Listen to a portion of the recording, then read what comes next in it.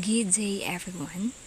Today, we are going to delve into an essential component of teacher preparation, field study. And I am Jaime Ibaloro, a B.Ed fourth-year student of Nerso Shatton campus. Now, this course, field study, is designed to bridge the gap between the theoretical knowledge and practical application, providing pre-service teachers with first-hand experiences in real classroom settings. Throughout this session, we will explore its objectives, the role of experiential learning, the actual classroom immersion, teaching assistantship, and the significance of guided mentored classroom teaching. By the end of this discussion, you will have a deeper understanding of how field study helps develop crucial teaching competencies, equipping you with the necessary skills to become effective educators. Now, let's get started. What is a field study? A field study is a structured learning experience where pre-service teachers engage with real classroom environments. It emphasizes observation, interaction, and active participation, allowing prospective teachers to understand the dynamics of teaching beyond textbook theories. These courses bridges theory with practice, ensuring that future educators are well prepared of the realities of classroom instruction. A field study is also a structured program that allows pre-service teachers to gain practical experience in actual classroom, working alongside with mentor teachers and students. It also provides us an opportunity to observe, interact, and participate in teaching-related tasks, offering a deeper understanding of the realities of the profession as a teacher. These courses play a vital role in the transition from theoretical knowledge to hands-on teaching, helping student teachers develop confidence and competence. So by immersing ourselves or themselves in a real classroom setting, pre-service teachers can see how pedagogical theories or the art of teachings and strategies apply in practice, making learning more meaningful and relevant. Here are some objectives of field study. Gain hands-on teaching experience. The primary goal of field study is to provide pre-service teachers with actual classroom experience, enable them to witness and engage in various aspects of teaching. Second is understand and apply teaching strategies. One major objective is to help student teachers understand and apply diverse teaching strategies based on different learning needs in classroom situations. Because we all know there are different or diverse students, so that we will cater all diverse students, we should have a different strategies that would cater their learning needs. Third is develop classroom management skills.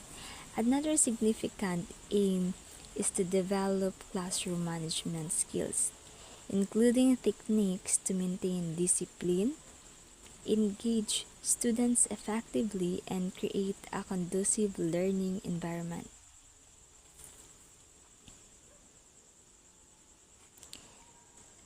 It also reflects on teaching experiences for continuous improvement. It also encourages self-reflection, allowing future educators to critically analyze their experiences, identify areas for growth, and continuously improve their teaching practices. Additionally, it fosters the ability to adapt to different educational settings, preparing pre-service teachers to work in a variety of learning environments with diverse student populations. Now let's proceed on the documentation of experiential learning. So proper documentation of experiences during field study is crucial for professional growth and assessment. So there are three primary forms of documentation that includes the learning journals, reflective essays, and portfolios. Now let's first about learning journals. So the learning journals, these provide a space to record daily observations, the insights, and key takeaways from classroom interactions daily. Next is reflective essays.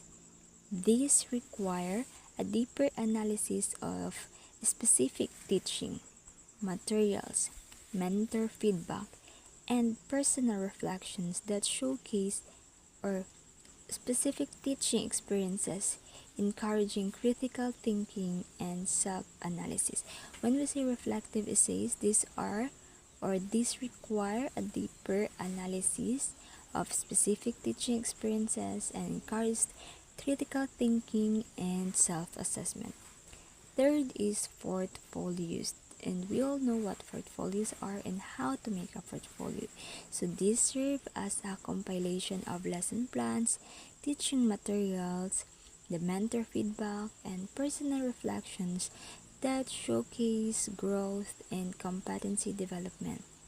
Now, all of this documentation of experiential learning helps in tracking progress, identifying strengths and weaknesses, and building a professional teaching portfolio for future career advancement. Next is what is authentic experiential learning. Now, authentic experiential learning. When we say authentic experiential learning, it is an educational approach that places learners in real-world situations where they are engaged actively and meaningfully. So in the context of field study, this means participating in actual classroom activities such as lesson delivery, assisting students, and contributing to school events. Yes, so these examples are authentic experiential learning. Instead of learning about teaching through theory alone, why not student teachers get to experience it firsthand so that we can make learning more impactful and memorable for us pre-service teachers. It also an engaging because an authentic experiential learning enables future educators to develop essential teaching skills while also adapting to real-world examples or challenges. And some examples include in authentic experiential learnings are teaching actual lessons under the supervision of a mentor during a field study. It just include observation and assistantship. Second is assisting students in their assignment and activities if needed. Third is observing how classroom management are implemented in a live setting. Yes, we will observe how classroom management strategies are implemented in a live setting or in the classroom. Lastly, participating in school events and engaging with the school community are very crucial for us and help us to learn from the experience. Yes, and now these are the experiences for teaching actual lessons, assisting students, and also participating in school events. I have a question first. What is the primary purpose of experiential learning in the field study courses? Since we all know and we have also experiences, what do you think is the answer? A. To memorize educational theories. B. To gain hands-on teaching experiences. C. To conduct research on school facilities. D. To observe without participation. Now let's find out what is the primary purpose of experiential learning in the field study. Yes, it is to gain hands-on teaching experiences. Now let's proceed to actual classroom immersion. The actual classroom. The classroom immersion means stepping into an actual learning environment and playing an active role rather than being a passive observer. This involves interacting with students, understanding their learning styles, and assisting in instructional activities. There are also benefits of classroom immersion, which include a deeper understanding of student behavior and classroom dynamics. That is the first one. Second is building relationship with student and fellow educators. Third, practicing teaching strategies in a controlled and guided environment. Immersion helps student teachers develop confidence. Yes, it helps us to develop our confidence. As we get to experience what it feels like to stand in front of a class and facilitate learning, then we can develop our confidence.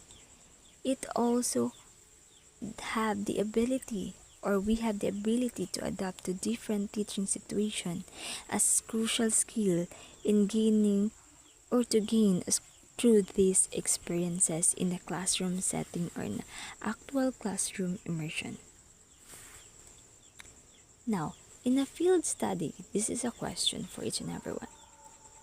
In a field study, actual classroom immersion means A. Visiting schools and writing reports.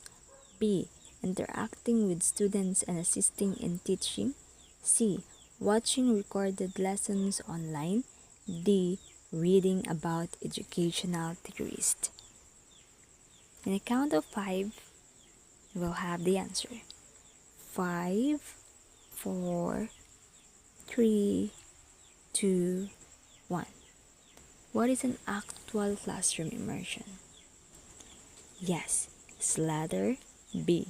Interacting with students and assisting in teaching. And now let's move on to teaching assistantship.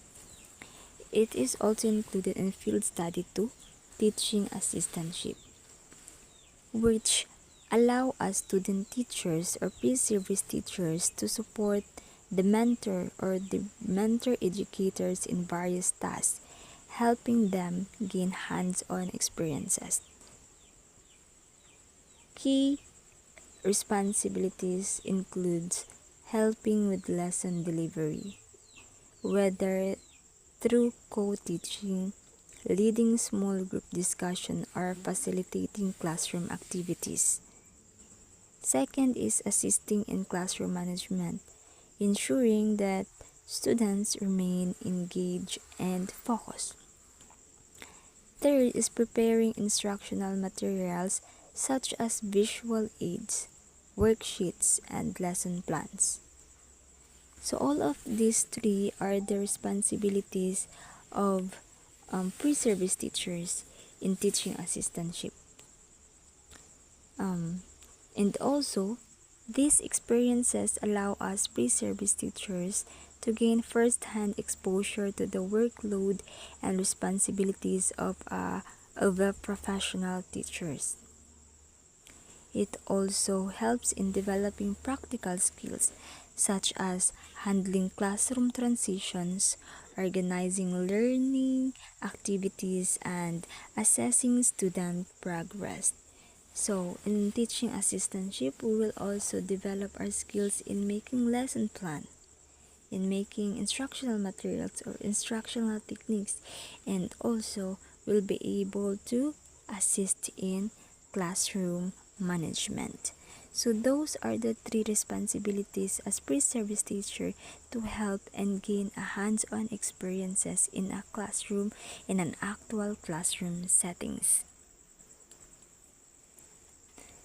Now question, which of the following is not a component of teaching assistantship? A. Assisting the mentor teacher in lesson delivery. B. Engaging in classroom management. C. Submitting lesson plans to school authorities. D. Observing and assisting in student activities. Which of the following is not a component? So which do you think is not a component in a count of 5? 1, 2, 3, 4, 5. So the correct answer is submitting lesson plans to school authorities, because in field study we are just have the responsibility to assist the mentors, engage in classroom management, and assisting in student activities. Now let's proceed to guided mentored classroom teaching. What is guided mentored classroom teaching? Okay, so in this setup, student teacher receive structured guidance and feedback from an experienced mentor teacher.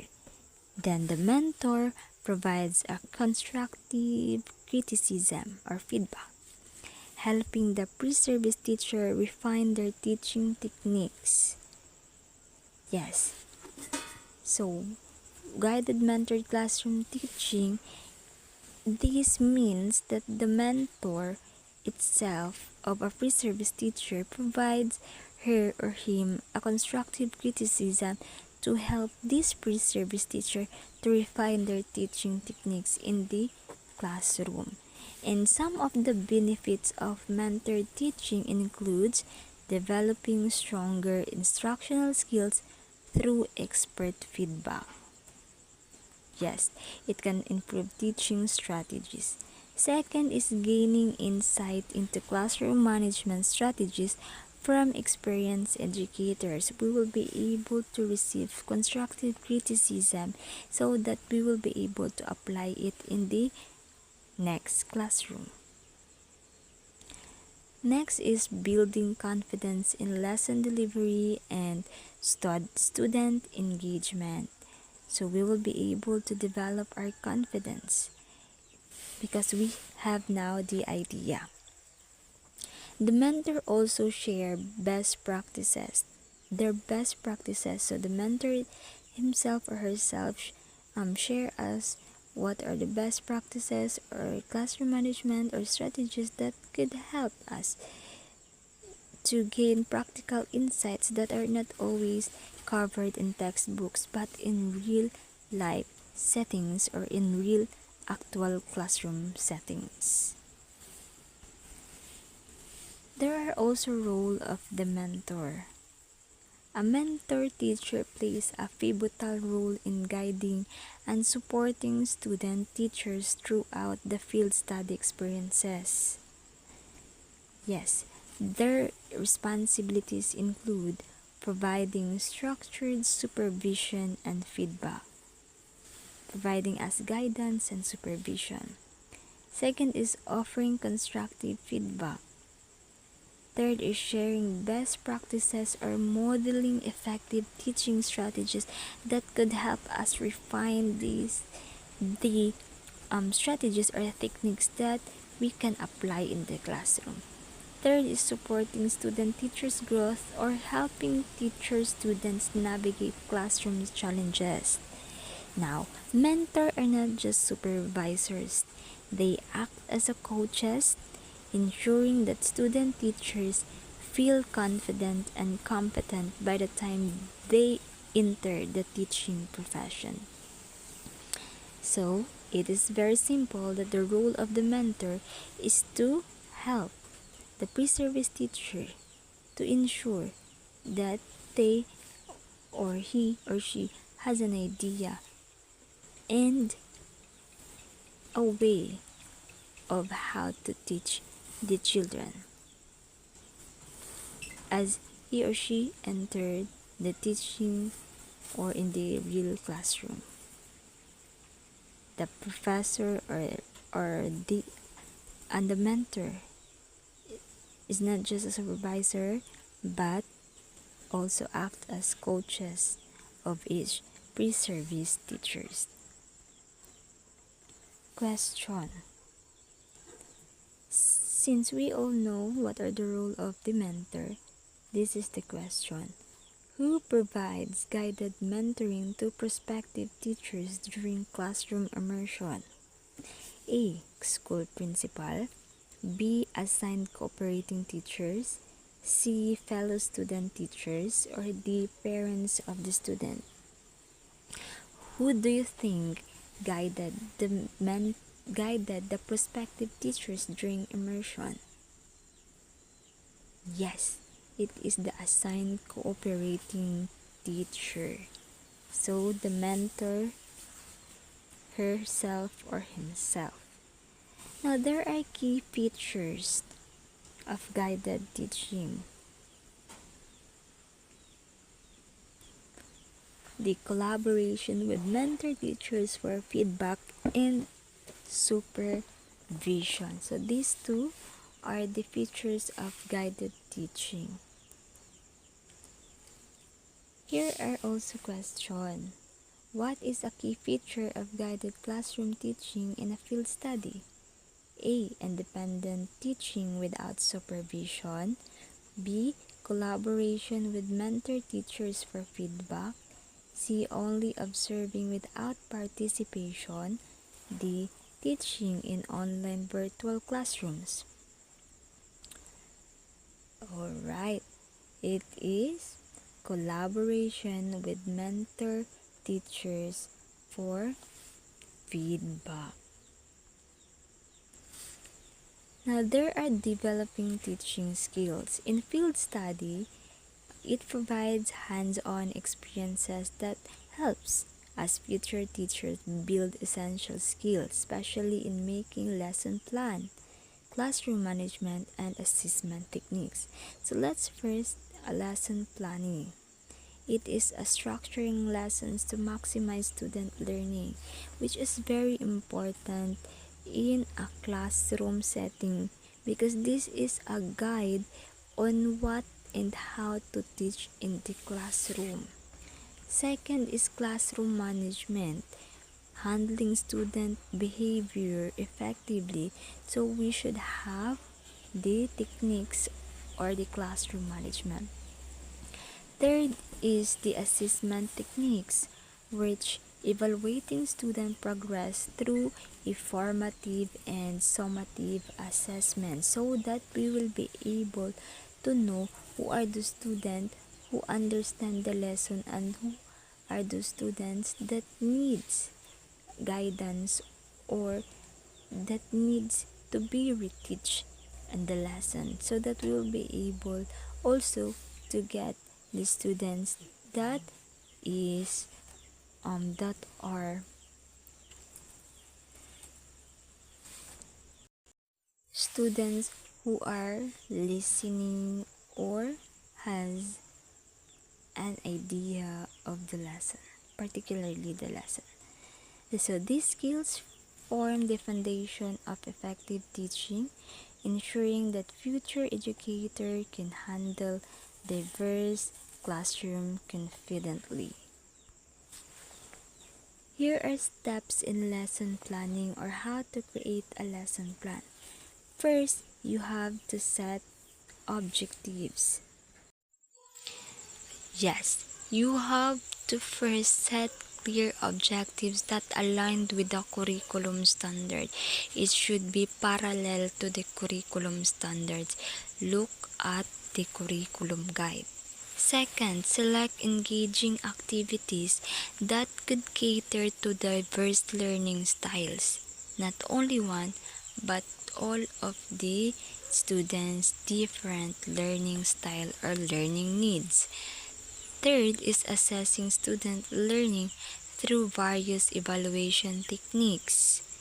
Yes, this could be in activity, group, or quizzes. Next are effective questioning techniques. There are types of questions. We have open-ended questions, close-ended questions, and probing questions. Now let's first talk about open-ended questions. So these questions encourage explanation and critical thinking. For an example, how do you think classroom immersion benefits future teachers? Or what strategies can you use to engage students in a diverse classroom? Describe a situation where you had to adapt your lesson plan based on the student need. So it encouraged explanation and critical thinking. So you have to explain your answer based on the question that is given. Next is close-ended questions. It only require a short answer, specific responses. It could be yes or no, or in a multiple choice. It has only one specific response. For an example, did you assist in lesson planning during your field study? Yes or no. So you only have to choose one. In classroom management, an essential skill for teacher, is it yes or no? Yes, you have to only answer one specific responses when we say close-ended questions. When we say proving questions, these could dig deeper into our response to gain more insights. It could be, for an example, can you elaborate on how experiential learning changed your perspective on teaching? Or why do you think student engagement is crucial in a classroom setting?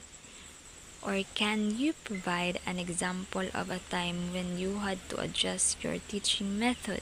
So you have to dig deeper into some responses to gain more insight. So those are the 3 question techniques that could be used to engage students. Next are the classroom management. So it is very important to have an effective classroom management to ensure an organized and productive learning environment. So there are key strategies. First, establish clear rules and routines. So establishing clear rules and expectations to guide student behavior. Next is creating a positive classroom environment or managing student behavior where students also feel valued. So, or managing student behavior, you should be fair with all of your students. So you should have a clear rules and expectation for student behavior. Third is building relationships so that everyone will feel valued. You should build a good relationship to each of the student and using routines and procedures to promote consistency and structure. Right. Next are assessment strategies. So there are 3 types of assessment: the formative, summative, and authentic assessment.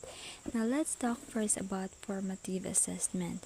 When we say formative assessment, these are ongoing feedback to improve student learning. It could be in a form of quizzes, I think pair share activities or group activities, which in a formative assessment it is not recorded but not graded in a formative assessment.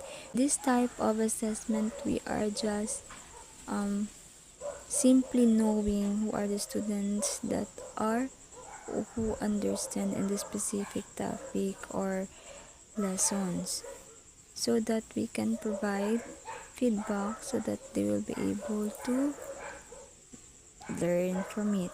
Next is summative assessment. It is a final evaluation of the learning outcomes. It will be in a form of exams or research papers. And most of This happens at the end of the quarter or every end of the lesson. It is graded and also recorded. Next is authentic assessment. It it is an application of knowledge in real life situation. It could be a form of student projects. Yes, it is an authentic assessment.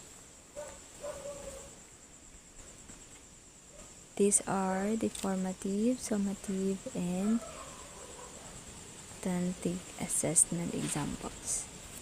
Now, let's have an example for formative assessment. We have the exit tickets for students to write one key takeaway from the lessons. It could be think pair share, quizzes, or mini tests with immediate feedback, meaning it is a continuous assessment process that provides feedback to students and teachers to improve learning before final evaluation. And when we say summative assessment, it is an assessment that is conducted at the end of learning period to measure student achievement based on the set criteria. It could be a standardized test or end of term exams. Next is the authentic assessment that could be in a real-world application of knowledge and skills. For example, conducting science experiments and writing reports, and also creating a business plan in an entrepreneurship class.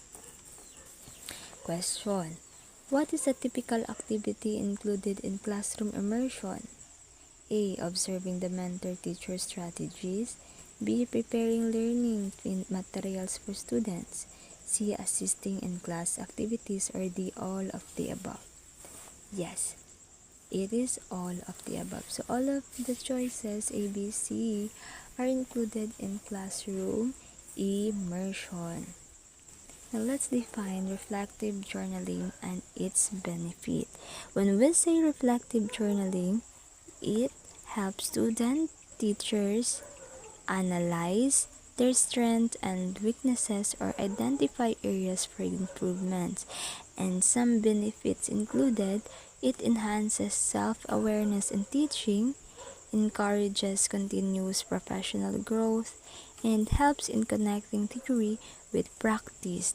So those are the benefits that could help in reflective journaling.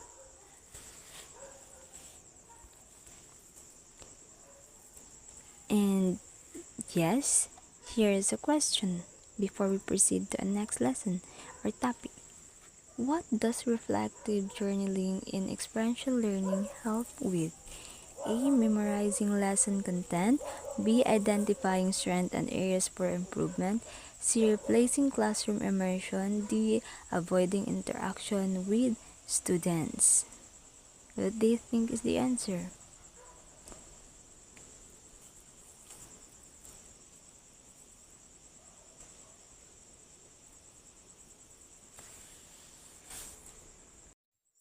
Yes, it is B. Identifying strengths and areas for improvement.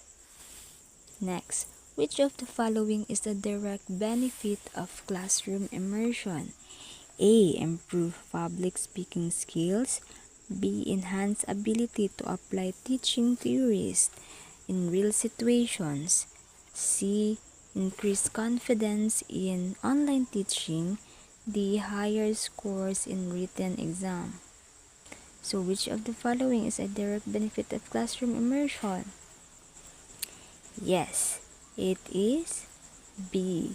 Enhance ability to apply teaching theories in real situations. So in real classroom. So this is the direct benefit of classroom immersion. Alright, now let's define authentic experiential learning. We also talked about it earlier. So when we say authentic experiential learning, it is an approach that emphasizes hands-on, immersive experiences to foster deeper understanding. It also focuses on real-world applications of knowledge and skills. So yes, this is the cycle, experiential learning cycles. You have to experience, reflect, think, and act. It is a experiential learning cycle. There are key principles of authentic learning, experiential learning cycles. Learning through direct experiences. Okay, when we say learning through experiences, this principle emphasizes active participation in real-world tasks instead of passive reception of information. Learners engage in activities that require critical thinking, problem solving, and decision making. So in field study, this means that student teachers observe and interact in the actual teaching classrooms, experiencing firsthand what it means to be an educator or a future teacher. Instead of simply studying educational theories, the pre-service teacher applied them in live settings, allowing for a more authentic learning experiences. One example of that is a student teacher assigned to an elementary school will experience lesson planning, student engagement, and classroom management in ways that no textbooks alone can fully convey. Second is the reflection on experience to derive meaning. Reflection is a critical part of experiential learning as it allows learners to process their experiences, identify key lessons, and make sense of their action. After engaging in classroom activities, student teachers are encouraged to reflect on their experiences through learning journals, what we have discussed earlier, the discussions, and also the self-assessments. And one example of that is a student teacher who faced difficulty in maintaining classroom discipline might reflect on what strategies were effective and which one needs improvement, leading to better classroom management skills in the futures. And reflection also helps us to uncover what worked well, what challenges arose, and how teaching strategies can be improved for better outcomes. Third is the application of an insights to a new situations. So the ultimate goal of experiential learning is transferring knowledge and skills to different contexts, ensuring that learners can adapt and grow. So this means that the student teachers apply lessons learned from previous experiences to new teaching scenarios, developing flexibility and innovation in their practice. In one of characteristic or attitude is being adaptable, or adaptability is a key quality of an effective educators, as classrooms are dynamic environments with diverse challenges. So example, a student teacher who initially struggled with engaging students through questioning techniques may refine their approach based on prior reflections and apply improved strategies in future teaching sessions. Now, by incorporating this principle, experiential learning enhances the development of teaching competencies, encourages continuous improvement, and fosters the ability to handle real-world classroom challenges effectively.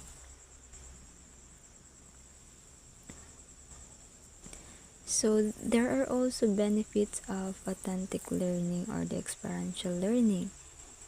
First, we have encourages critical thinking and problem solving. Yes, it can encourage critical thinking and to solve a problem. Second is fosters emotional connections to learning. Third is enhances retention and transfer of knowledge, because you're not just imparting information but hands-on activities that could help better retain and transfer of knowledge. So some examples of activities include are the internship and field experiences, simulation and role playing, project-based learning, and case studies that could help us improve our critical thinking skills and problem solving, as well as active participation in the class through role playing or simulation, and also the field experiences. Now let's move on to classroom management, which is very crucial or vital in a classroom settings. So classroom management refers to the strategies and technique that teacher uses to create an organized and productive learning environment. When we have a classroom management, we can improve our learning better learning outcomes, higher engagement, and improve student behavior. Some key points that we should remember that classroom management establishes a structured learning atmosphere, reduces disruption and maximizes instructional time, creates a positive and respectful classroom culture. In establishing clear rules and expectations, rules that are provided must be clear and explicit. The expectation that you want to see or expected must be clearly structured and organized. When students know the boundaries, they're more likely to follow them when they understand it. You have the strategies. You have to set clear, simple, and age-appropriate rules. Second, involve students in the rule-making process for better ownership. So you have to, involve your student in making the rules so that they will know what the rules are. Be consistent in enforcing rules and consequences. So you have to be consistent of the rules that you enforced and consequences that may use to help the make classroom management a better one. In creating a positive classroom environment, here are some ways to create. Greet students warmly at the door. Display student work and celebrate achievements. Use encouraging language and positive reinforcement. And promote inclusivity and respect for diversity. This shows a positive atmosphere and environment that makes students feel valued and included, and they are motivated to learn. It also helps build trust and fosters a sense of belonging of each and every one. Next are the effective use of routines and procedures. Well, we know that routines help students know what to expect, reducing confusion and disruption in the class. So here are examples of helpful routines. The morning routine, you have to start with a warm-up activity or a daily goal setting session. You will not directly let them or directly teach the new lesson, so you should have a warm-up activity first. Next is transition routine. Use a countdown or a signal like clapping to shift from one activity to another. So you should use a signal or a countdown for a transition activity so that they will be informed and they will be guided on what to do next. End of their routine. So you have students summarize what they learned before leaving the classroom. That is one way to help them or see if they really have the if they really understand the lessons that are teach in this particular day. Next is encouraging student engagement. These are the strategies to boost engagement. You have to use active learning techniques. It could be in a group work, role playing, and discussion, because this can help the students, or this will engage students to work on in a task that requires group activities or role playing, because this is more likely an engaging and interesting activities. You have to integrate technologies, either videos, online quizzes, and interactive activities, because this can help them to retain the information in their minds, and they can also see the real images, or this will help them to be engaged or interested in your class. Next is give students a choice in their learning. It could be project topics, seating arrangement, etc. So let them have the freedom to choose their topics if they want to, so that you have the fairness in the classroom. Lastly, relate lessons to real-world experiences, which is very crucial, so that we will be able to know, and will be able to relate the questions or lessons in their real world experiences, so that they will also understand about it. Here are some ways to implement positive reinforcement, or ways to reinforce positive behavior using verbal praise. For example, great job, staying focused on your work, or good job, nice work. So those are verbal phrases, example, that could reinforce positive behavior. Next is classroom reward system. It could be either in a sticker chart, point systems, or privilege passes. So one example of that is for those students that are not noisy will be given 5 points. So that is an example of classroom reward system. Next is certificate or small incentives. Recognize achievement in front of peers. It can also be a positive way or reinforcement to encourage a good behavior for each of the students. They are rewarded the small incentives or certificates, so that they are also motivated and engaged in the class. Right? For an example, a teacher gives Star of the Week award to students who demonstrate kindness and responsibility in the classroom. Next is managing disruption effectively. Despite having strong rules and routines, disruptions may still occur. Yes, it is fact, and it is very true. Teachers should handle them calmly and effectively. These are the techniques for managing disruption. You should use non-verbal signs. So a simple eye contact or hand gestures can redirect behavior. Next is proximity control. Moving closer to a disruptive student can deter misbehavior. You should simply move on closer to the student that shows disruption, so that they are able to know that their misbehavior. And also the nonverbal signal signs, the eye contact or the hand gestures, they can also be used to handle disruption in the class. Redirect the behavior. Engage the student by asking a question, giving them a task. For an example of that is, if one student did not listen to you, so you should ask them a question, so that he or she will engage in the class, and give them a task, or have a private discussion instead of embarrassing a student in front of the class.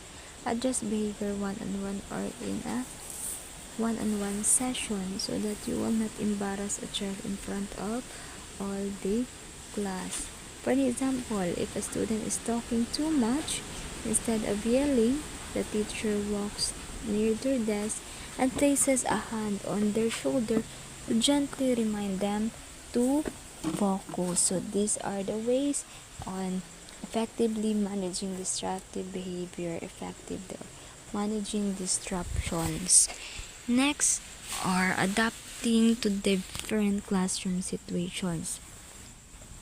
Yes, different classroom situations. So every class is different and unexpected challenges will arise. Teacher must be flexible enough and adapt their management style accordingly. There are some ways to adapt. First, if students are restless, switch to a movement-based activity. If a lesson isn't working, modify it to better suit students' learning styles. Use humor to diffuse tense situations. And stay patient and be willing to try new strategies. So this is very helpful for us so that we will have a harmonious relationship inside the classroom and everyone feels comfortable and safe. Right. So that would be all, and thank you for listening in this session about the field study on how it is very important to manage the class, to know how to make lesson planning, assessment strategies, the techniques, and as well as experiential learning are different from each other. Thank you for listening and watching in this presentation, and God bless.